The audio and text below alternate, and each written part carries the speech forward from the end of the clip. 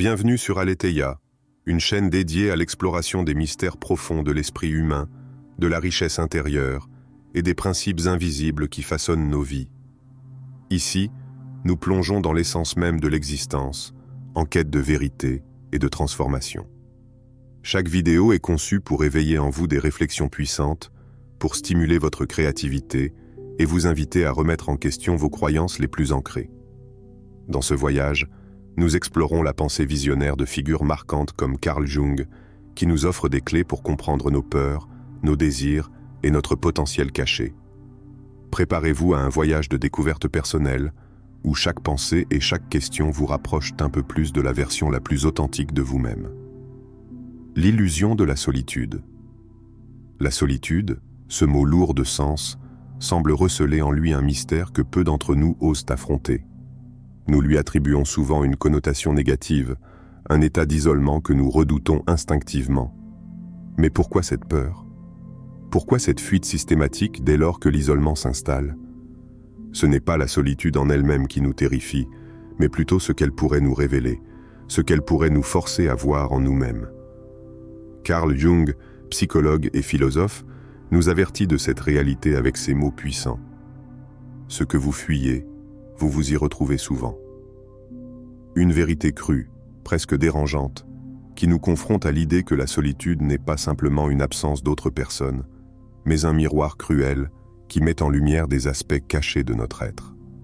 Nous fuyons la solitude, non pas à cause de l'isolement physique, mais en raison de la rencontre brutale avec nos propres pensées, nos angoisses, nos doutes. En éliminant le bruit du monde extérieur, la solitude nous force à faire face à ce que nous avons soigneusement enfoui sous les couches de distraction et de préoccupations quotidiennes. C'est un espace où l'ego, dans sa quête incessante de validation et d'approbation, n'a plus de place pour se cacher. Et c'est là que réside la véritable terreur. Le silence n'est pas seulement l'absence de son, il est l'écho de nos pensées les plus profondes, celles que nous préférerions ignorer. Lorsque le tumulte de l'extérieur disparaît, que reste-t-il? Un vide, certes, mais aussi une possibilité. Un espace pour s'arrêter, réfléchir et poser cette question fondamentale. Qui suis-je réellement? Cette interrogation, apparemment simple, est en réalité une clé puissante, celle qui permet de déverrouiller toutes les réponses. Pourtant, peu osent la poser. Ils préfèrent se raccrocher aux distractions, au bruit, aux opinions des autres, plutôt que de s'aventurer dans les profondeurs de leur propre âme.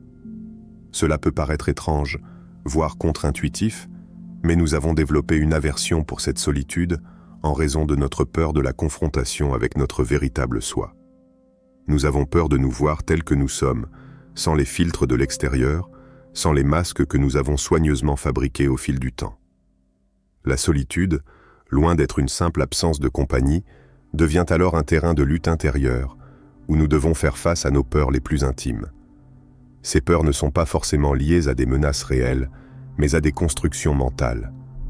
Nous avons peur de découvrir que nous ne sommes pas à la hauteur de nos propres attentes, de nos désirs, ou de la vision que nous avons de nous-mêmes. La solitude devient ainsi un terrain où les illusions se dissipent et où la vérité brute émerge. Mais pourquoi cette vérité nous effraie-t-elle autant? Ne devrait-elle pas être libératrice? C'est là tout le paradoxe. En nous confrontant à la réalité de qui nous sommes, nous nous retrouvons face à un champ de possibilités infini, mais aussi à des fragments de nous-mêmes que nous préférerions ignorer. C'est un chemin ardu, semé d'embûches, mais c'est aussi le seul chemin qui mène à une compréhension plus profonde de notre existence. Cette confrontation avec soi-même est peut-être la forme de solitude la plus exigeante, mais elle est aussi la plus précieuse. Car c'est là, dans cet espace silencieux, que nous découvrons réellement qui nous sommes, loin des jugements externes, loin des pressions sociales et loin des attentes des autres. La véritable peur de la solitude n'est pas la peur d'être seul, c'est la peur de la vérité. Et lorsque nous acceptons de nous regarder sans phare, sans masque, alors la solitude cesse d'être une menace pour devenir une alliée précieuse, un espace sacré où la connaissance de soi peut émerger dans sa forme la plus pure. Mais cette transformation ne se produit que lorsque nous cessons de fuir ce que nous sommes et que nous choisissons d'accepter, d'écouter et de comprendre. La solitude devient alors une voie vers la liberté intérieure, un voyage qui nous mène à une compréhension profonde de notre existence et de notre place dans ce monde. L'art de s'affronter. La solitude, loin d'être un simple vide, devient un miroir impitoyable mais indispensable. Elle nous force à regarder au-delà de nos façades, à observer sans détour ce qui se cache dans l'obscurité de notre âme. Comme l'a si bien dit Carl Jung, il n'y a pas de chemin vers la liberté, excepté celui qui mène à soi-même. Et ce chemin vers soi-même est pavé de confrontations intérieures. Si nous souhaitons vraiment comprendre qui nous sommes, nous devons d'abord faire face à nos parts d'ombre, ces facettes de nous que nous avons soigneusement mises de côté, ignorées, voire rejetées. Mais en affrontant ces aspects refoulés, nous découvrons un pouvoir insoupçonné, une force qui réside dans l'acceptation de notre totalité. Cette confrontation avec soi-même est rarement choisie. Elle est souvent vécue comme un chemin ardu, parsemé de doutes et de résistances. Mais il n'est pas étonnant que de nombreux sages et visionnaires, de ceux qui ont marqué l'histoire, aient compris que la véritable transformation commence par cette rencontre avec l'inconnu de soi. Friedrich Nietzsche, dans sa sagesse radicale, déclarait « Ce qui ne nous tue pas nous rend plus forts ». Mais que signifie cette affirmation lorsqu'elle est appliquée à notre relation intime avec nous-mêmes, à la manière dont nous choisissons de faire face à nos propres démons? Ce n'est pas une question de lutte contre des ennemis externes, mais bien de faire face à notre propre nature, dans toute sa complexité. La confrontation avec nos ombres, loin d'être une simple épreuve, est un acte de courage. Ce courage n'est pas un acte héroïque qui se déploie dans les batailles extérieures, mais une forme de courage intérieur, une audace de regarder dans le miroir sans détour, de se voir sans illusion. C'est un courage qui éveille en nous des forces insoupçonnées, qui nous permet de découvrir des ressources intérieures insoupçonnées. Car c'est dans ce processus que nous nous libérons des illusions, que nous abandonnons les masques et les faux-semblants qui nous protègent de nous-mêmes. Lorsque nous choisissons de faire face à notre ombre, à ce côté obscur de nous-mêmes, nous sommes confrontés à une réalité brutale, la peur. La peur de découvrir des aspects de notre personnalité que nous préférons ignorer, la peur de révéler des faiblesses enfouies, des désirs inavoués. Mais à mesure que l'esprit devient calme, lorsque le tumulte extérieur cesse, ces murs de l'ego commencent à se fissurer. Ce qui nous semblait insurmontable commence à se transformer en une simple construction mentale, un bouclier que nous avons érigé pour nous protéger de la vérité. Nous nous rendons alors compte que la peur n'est pas un monstre extérieur à dompter, mais une création de notre propre esprit, une illusion que nous avons tissée pour éviter la confrontation avec notre propre vulnérabilité. L'ego, ce protecteur farouche de notre identité, s'effondre peu à peu face à la vérité brute. Et, dans cette vérité, nous trouvons notre plus grand potentiel. Car c'est en brisant les chaînes invisibles de nos illusions que nous nous libérons, non seulement de la peur de l'inconnu, mais aussi de la peur de la solitude elle-même. Ce que nous redoutons tant n'est en réalité qu'un miroir de notre propre identité, une invitation à nous redécouvrir. Lorsque nous nous confrontons à cette réalité, une question s'impose alors. Pourquoi avons-nous si peur de nous redécouvrir? Pourquoi cette aversion face à ce que nous sommes réellement? La réponse réside peut-être dans la nature même de notre condition humaine. Nous avons tendance à chercher des réponses à l'extérieur, à chercher la validation dans les regards des autres, dans les attentes sociétales. Mais c'est en nous que réside la véritable réponse. Et il nous faut, à un moment donné, accepter ce chemin solitaire pour la découvrir. Il est essentiel de comprendre que cette confrontation avec nos ombres ne se limite pas à un simple combat intérieur. C'est une rencontre, une danse subtile avec des aspects de nous que nous avons longtemps négligés. C'est dans cette danse que la transformation s'opère. Car à travers cette confrontation, nous retrouvons notre véritable force, celle qui ne dépend ni de l'approbation des autres, ni de l'évitement de nos faiblesses. Cette force se nourrit de l'acceptation radicale de ce que nous sommes, dans toutes nos contradictions et nos ambiguïtés. C'est dans cette acceptation que nous devenons libres. Et ainsi, la solitude, au lieu d'être un lieu de fuite, devient un terrain fertile de transformation. La peur, loin de nous paralyser, devient une complice, nous incitant à regarder au-delà des apparences et à découvrir, dans le silence de notre âme, ce qui est prêt à émerger. L'ego se fissure, la vérité émerge, et dans cette vérité, nous trouvons la liberté. la liberté de nous accepter tels que nous sommes et d'embrasser pleinement le pouvoir caché en nous. C'est dans cette confrontation, dans cet art de s'affronter, que réside la possibilité d'une transformation véritable, d'une renaissance. La visualisation du soi supérieur. Imaginez un instant, vous vous retrouvez seul dans une pièce vide. Les murs sont nus, l'espace autour de vous semble immense, presque infini, mais paradoxalement, c'est la profondeur de votre propre esprit qui vous inquiète. Rien ne vous distrait. Il n'y a pas de bruit, pas de pensées extérieures qui viennent perturber votre calme. C'est dans ce silence absolu que vous commencez à ressentir la présence d'une autre entité. Ce n'est pas une apparition extérieure, mais une présence intérieure, celle d'une version de vous-même, plus élevée, plus sage, plus complète. C'est un soi que vous avez longtemps ignoré, négligé ou même fui. Et, à cet instant précis, vous vous rendez compte que la solitude n'est pas simplement un moment vide à remplir, mais un espace sacré où cette rencontre inévitable se prépare. Carl Jung, une nouvelle fois, nous offre une vérité fondamentale. L'inconscient, c'est le royaume du soi supérieur. Ces mots résonnent profondément dans le silence de cet espace intérieur. Vous commencez à comprendre que dans cet espace de solitude, vous n'êtes pas seul. Non, vous êtes en face de cette version de vous-même, cette version qui n'a pas été modifiée par les attentes des autres, ni par les contraintes extérieures. C'est un soi non altéré, celui qui existe en dehors des jugements et des limitations de l'ego. Cette rencontre est un moment révélateur, un moment où l'on commence à entrevoir l'immensité du potentiel intérieur que nous portons tous en nous. La vision de ce soi supérieur n'est pas une illusion passagère. C'est un appel puissant et vibrant, à éveiller vos capacités profondes de transformation. Vous n'êtes pas simplement face à une idée abstraite de vous-même, mais à une version de vous qui est prête à émerger, une version que vous êtes destiné à devenir. Mais pour cela, il vous faut accepter l'invitation. Il vous faut oser regarder au-delà des chaînes de vos peurs, au-delà des limites que vous avez imposées à votre propre potentiel. Il ne s'agit pas de vous transformer en une autre personne, mais d'accepter et de libérer cette version plus authentique et plus puissante de vous-même qui, depuis trop longtemps, a été dissimulée dans les recoins de votre conscience. Il ne s'agit pas de fuir cette solitude, mais de l'embrasser. Dans ce moment de retraite intérieure, la solitude devient un sanctuaire sacré, un lieu d'apprentissage et de croissance, un terrain fertile pour la naissance de votre véritable pouvoir. Car, paradoxalement, c'est dans cette solitude que vous allez découvrir la richesse intérieure qui vous échappait jusque-là.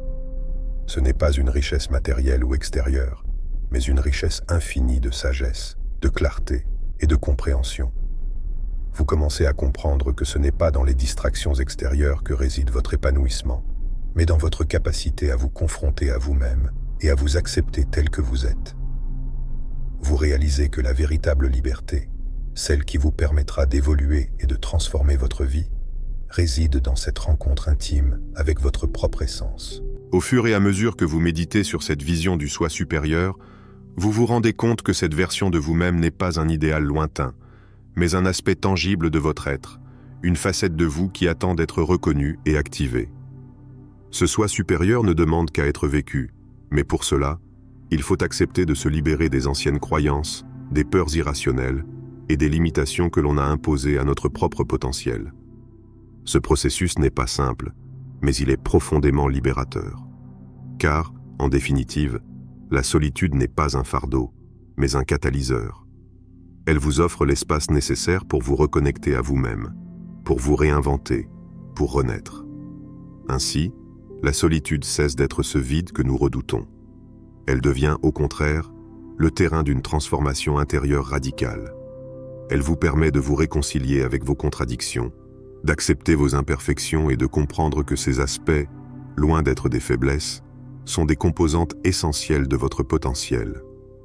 Vous commencez à comprendre que la seule manière de vous élever et de devenir la personne que vous êtes destiné à être est de passer par ce processus d'auto-acceptation et de libération. Le soi supérieur n'est pas quelque chose de lointain ou d'inaccessible, mais il réside déjà en vous, attendant patiemment que vous lui fassiez de la place.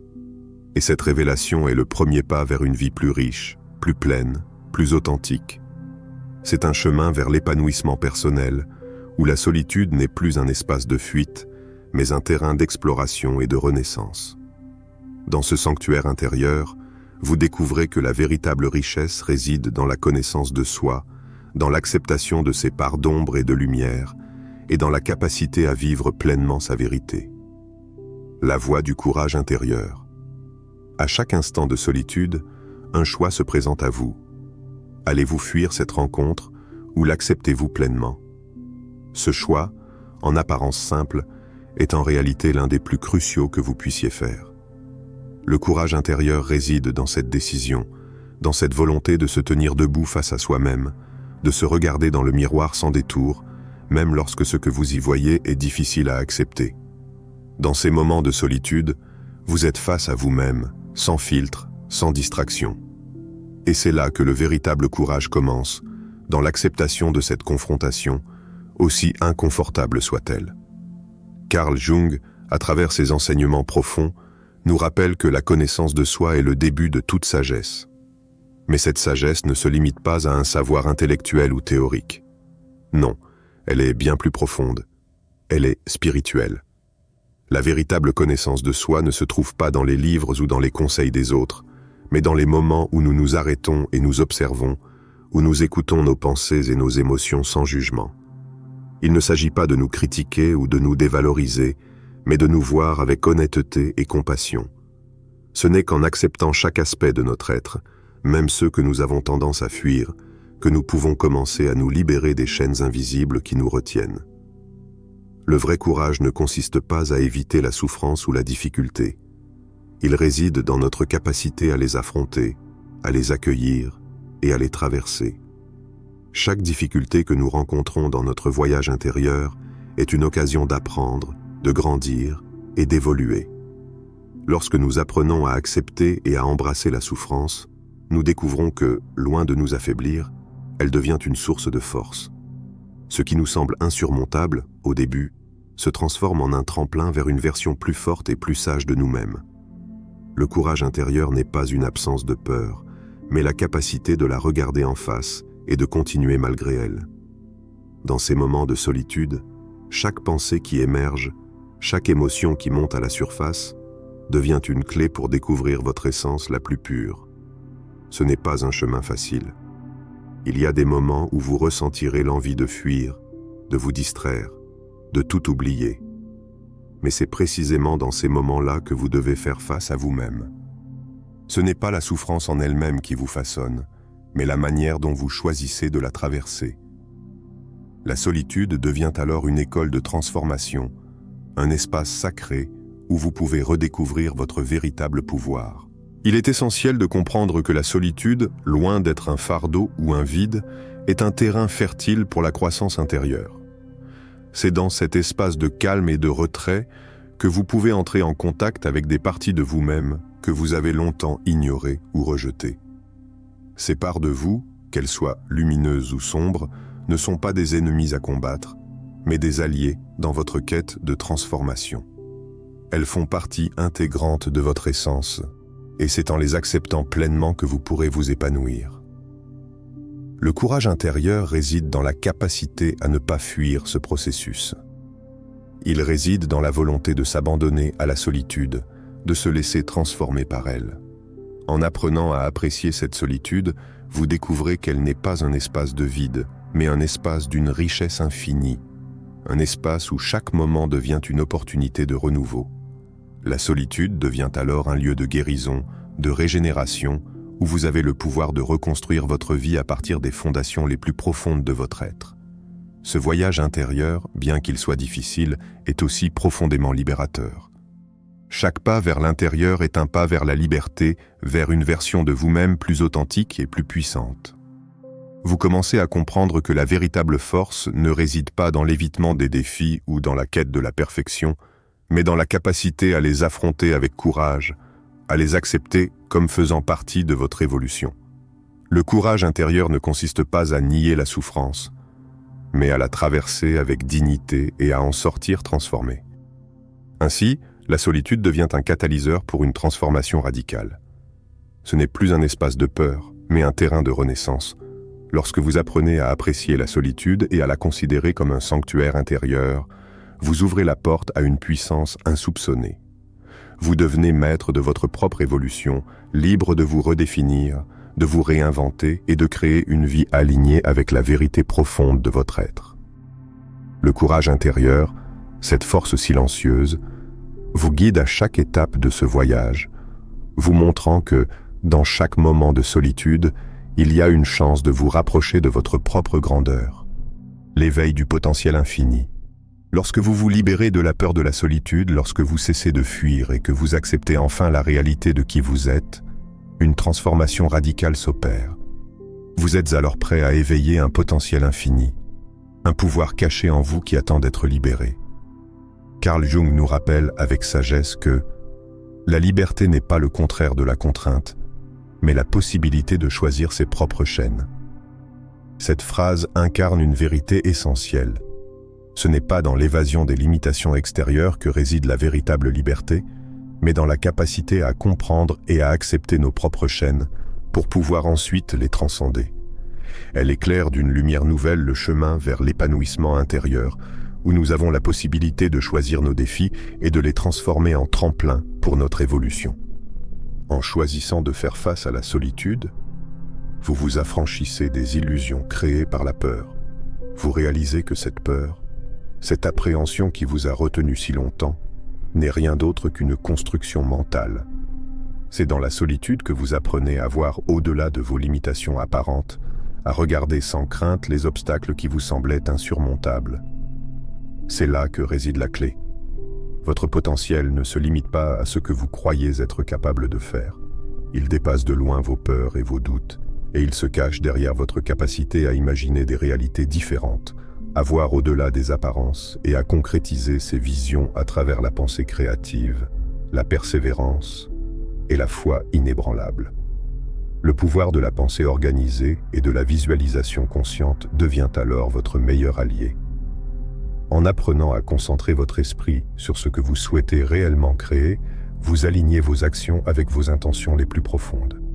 Vous commencez à comprendre que la véritable transformation ne réside pas dans des changements externes, mais dans la capacité à remodeler votre perception de vous-même et de votre monde. La visualisation consciente devient une pratique quotidienne qui vous permet de dépasser vos peurs et de manifester la vie que vous désirez vraiment. Vous réalisez que vous êtes l'architecte de votre propre réalité, que chaque pensée est une brique posée dans la construction de la vie que vous avez toujours rêvé de vivre. Dans ce processus, la solitude prend une nouvelle dimension. Elle cesse d'être un fardeau ou une épreuve, pour devenir le creuset dans lequel naît la version la plus authentique de vous-même. Chaque instant passé seul devient une occasion de vous connecter à votre essence la plus pure, de découvrir les aspirations les plus profondes qui sommeillent en vous. En acceptant de faire face à vos propres démons, à ces peurs et ces doutes qui vous ont paralysé pendant si longtemps, vous commencez à entrer dans un état d'éveil spirituel. Un état où vous êtes pleinement conscient de votre pouvoir intérieur, de votre capacité à transformer votre réalité, à créer de nouvelles possibilités pour vous-même. Cet éveil nourrit vos actions, vous permet de prendre des décisions audacieuses et transforme progressivement votre monde extérieur. Vous réalisez que la peur de la solitude n'est plus qu'un lointain souvenir, un spectre du passé qui s'éloigne à mesure que vous vous épanouissez dans cette nouvelle compréhension de vous-même. Vous comprenez enfin que la solitude n'est pas un vide, mais un espace sacré dans lequel vous pouvez découvrir votre véritable pouvoir. Et dans ce voyage intérieur, vous trouvez non seulement la paix, mais également la confiance totale en votre capacité à changer, à grandir et à manifester tout ce que vous désirez. La solitude devient alors un terrain d'expansion, un terrain où votre potentiel infini peut se déployer dans toute sa splendeur. Vous avez désormais la certitude que le plus grand obstacle à votre évolution n'est pas l'absence de ressources ou de circonstances favorables, mais votre propre peur de vous confronter à ce qui est caché en vous. Lorsque vous vous libérez de cette peur et que vous commencez à accepter chaque part de vous-même, la transformation devient inévitable. Vous êtes prêt à incarner cette version de vous-même que vous avez toujours rêvé d'être. Et c'est dans cet éveil que réside la véritable liberté. Une liberté qui ne dépend ni des autres ni des circonstances, mais de la capacité à choisir, à créer et à manifester la vie qui est en parfaite harmonie avec votre essence profonde. Vous avez maintenant franchi plusieurs étapes essentielles sur le chemin de la connaissance de soi. Vous avez vu que la solitude n'est pas un ennemi, mais un allié puissant, capable de vous conduire vers une version de vous-même plus authentique, plus forte et plus libre. En faisant face à vos peurs, en embrassant votre potentiel infini et en cultivant un courage intérieur, vous avez ouvert la porte à une transformation profonde. Ce voyage est loin d'être terminé, et chaque moment de solitude est une occasion nouvelle d'évoluer. Chez Aletheia, notre mission est de vous guider sur ce chemin, en vous offrant des perspectives qui éveillent et libèrent votre esprit. Si cette vidéo a résonné en vous, n'attendez pas pour passer à l'action. Abonnez-vous à la chaîne pour ne pas manquer nos prochaines explorations de l'esprit humain et de la transformation intérieure. Laissez un commentaire et partagez votre réflexion avec la communauté. N'oubliez pas, chaque petit pas compte, chaque action nourrit votre croissance. Cliquez également sur la vidéo suivante pour poursuivre votre voyage vers la version la plus puissante de vous-même.